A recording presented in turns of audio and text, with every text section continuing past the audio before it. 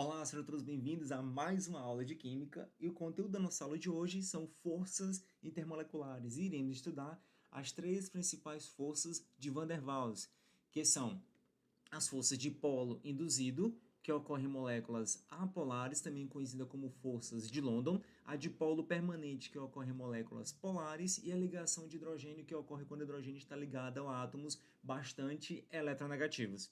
E vamos finalizar a aula com propriedades dos compostos covalentes, tem ponto de fusão e ponto de ebulição, fase de agregação, solubilidade, dureza, tenacidade e condutividade elétrica. Quer saber mais sobre isso? Então, chegue junto e vamos aprender forças intermoleculares e propriedades dos compostos covalentes.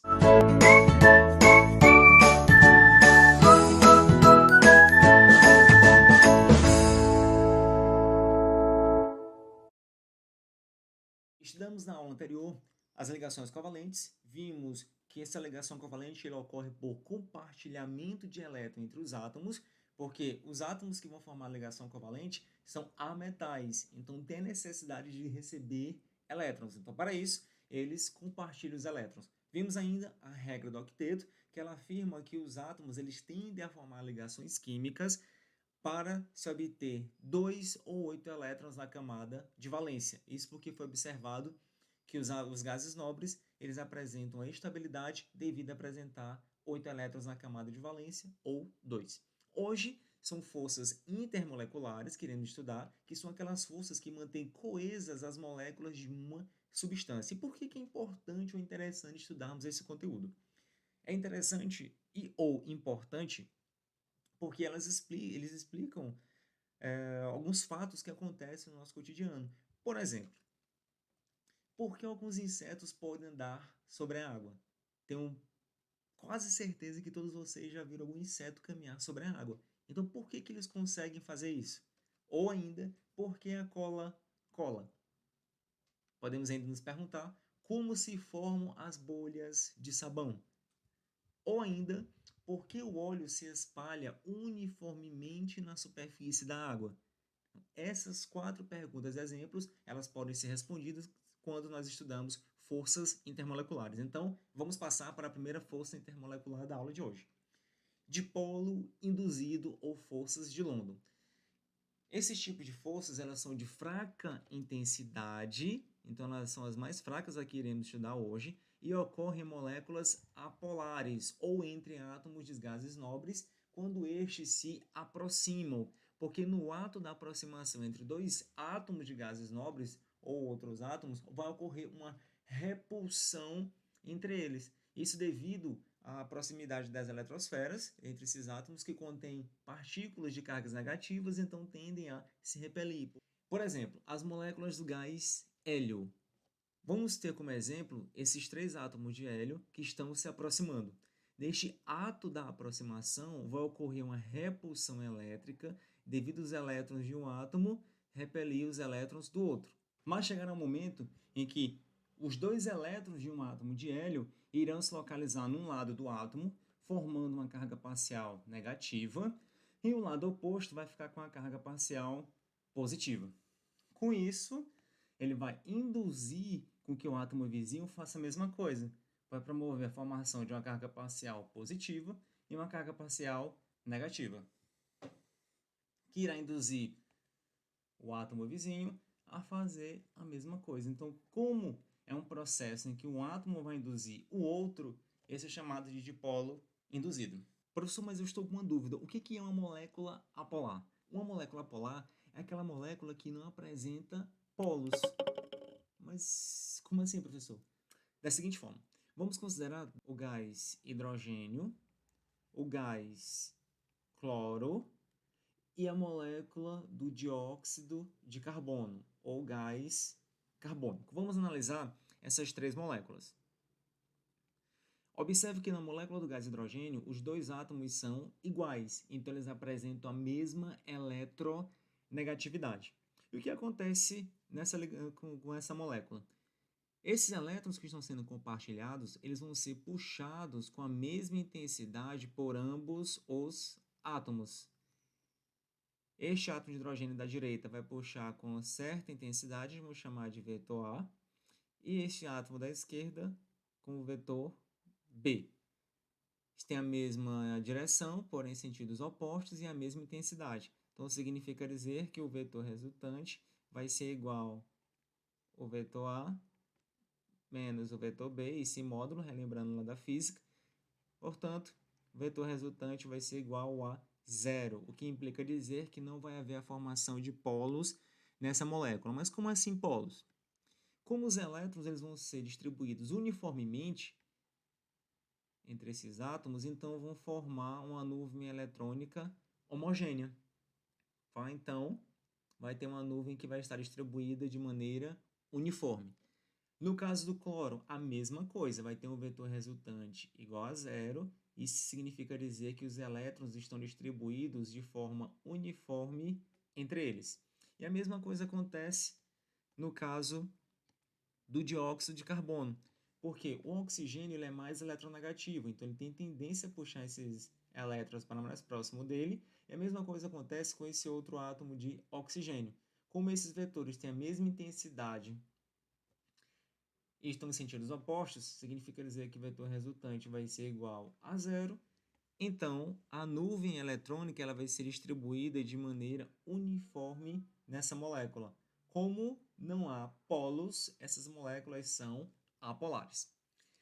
Voltando ao assunto, no dipolo induzido, essas forças de interação molecular formam o que chamamos de cristais moleculares. Por exemplo, tem esse dióxido de carbono na fase sólida e ainda o iodo sólido. Ambas as substâncias, por apresentarem essas fracas forças intermoleculares, elas sofrem sublimação.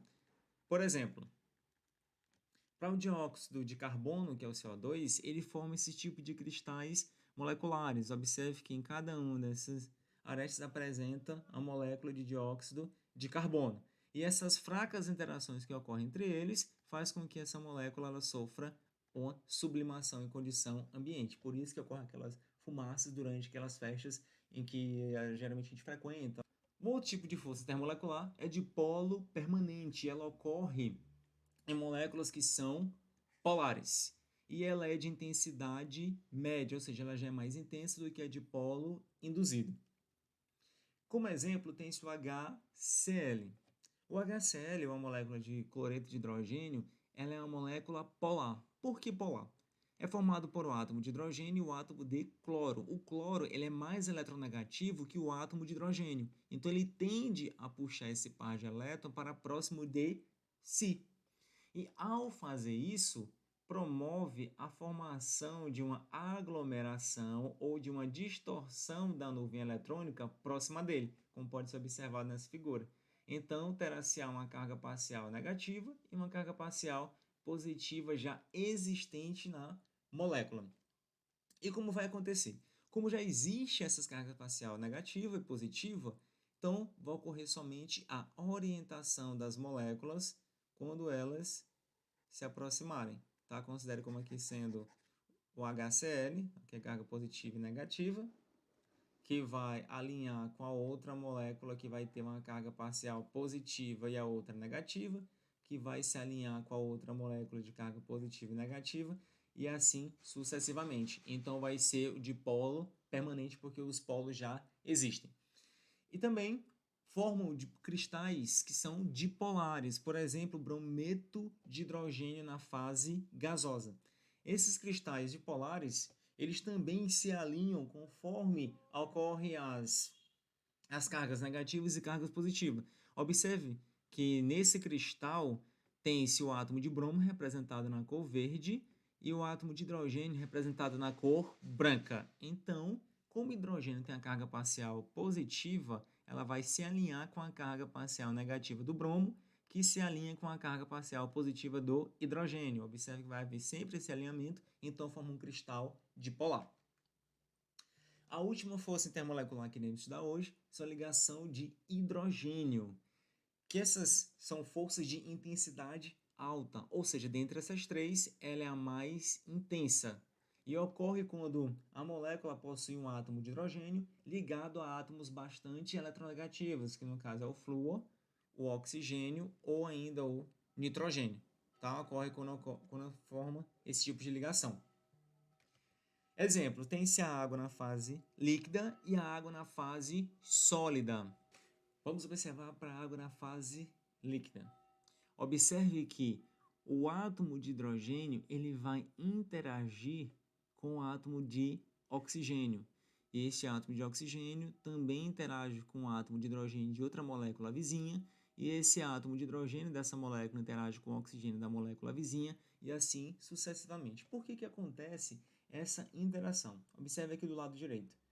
A molécula de água, observe que tem dois pares de elétrons não ligantes no átomo de oxigênio. Então, esses pares de elétrons não ligantes, eles podem interagir com o átomo de hidrogênio da molécula de água vizinha. Então, ocorre essa interação. Então, é exatamente essa interação que chamamos de ligação de hidrogênio. E essas forças intermoleculares podem ocorrer também com a água na fase sólida. Só que na fase sólida, observe que vai ter um formato hexagonal. E é exatamente esse formato que dá uma anomalia para a água, porque a maioria das substâncias, quando passa da fase líquida para a fase sólida, tendem a aumentar a densidade. Já a água ocorre o contrário, a densidade não aumenta, a densidade faz diminuir. E é por isso que o gelo flutua, por exemplo, na água. Tendo uma visão de microscópio com cores fantasias, observa-se que realmente tem um formato, né, de um hexágono. Tá? Esse é um exemplo de um floco de gelo. E veja a anomalia da água, do gelo flutuando na água. Então, ao invés de ter densidade maior do que a água na fase líquida, o gelo apresenta uma densidade menor devido ao formato hexagonal que é formado quando ela passa para a fase sólida. Sabendo disso, vamos então retomar para as perguntas que fizemos no início da nossa aula. A primeira, por que alguns insetos podem andar sobre a água? Bem, isso acontece porque as moléculas de água que estão abaixo aqui da superfície, eles fazem ligação de hidrogênio com moléculas que se encontram em todas as direções, da esquerda, direita, para frente, para trás, para cima, para baixo, ou seja, elas fazem interação ou ligação de hidrogênio em todas as direções.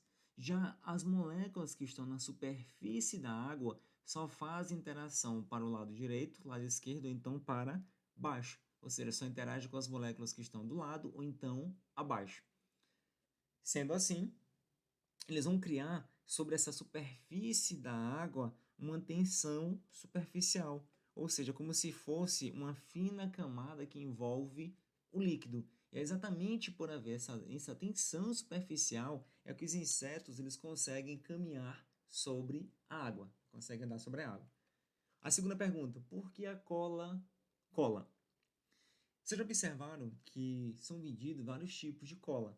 Cola para colar cano, cola super bond, que cola vidro, que cola material de porcelana, dentre outros tipos de materiais, cola de sapateiro, que cola couro ou então madeira, e ainda uma cola branca, que é uma cola para papel. Então a gente observa que há vários tipos de cola. E essas colas elas são fabricadas de acordo com o tipo de material que se deseja que ocorra uma interação entre essas moléculas dos materiais. Por exemplo, os materiais que estão constituídos, ou então a interação que está constituída no papel, que é utilizada a cola branca, é diferente da interação que ocorre entre as moléculas que formam o cano. Tá? Então, por isso que existem esses tipos de cola. E qual é a função da cola? É exatamente intensificar uma força intermolecular entre os dois materiais. E esse tipo de cola pode ser a base de água, pode ser a base de solventes, ou então de outros tipos de materiais. E a outra pergunta é por como se formam as bolhas de sabão. Veja, no momento em que a pessoa está soprando para formar a bolha de sabão, lá naquele material líquido contém água e sabão. E o sabão ele apresenta uma parte que é polar e uma parte que é apolar. A parte apolar ela vai interagir com o ar que está sendo adicionado dentro da bolha e também com o ar que está fora da bolha. E a parte polar ela vai interagir com a água. Então vai formar aquela película contendo sabão e água. Tá? Então, por haver essa interação intermolecular entre a fase apolar do sabão com o ar e a fase polar do sabão com a água, acaba formando a película que dá origem à bolha de sabão.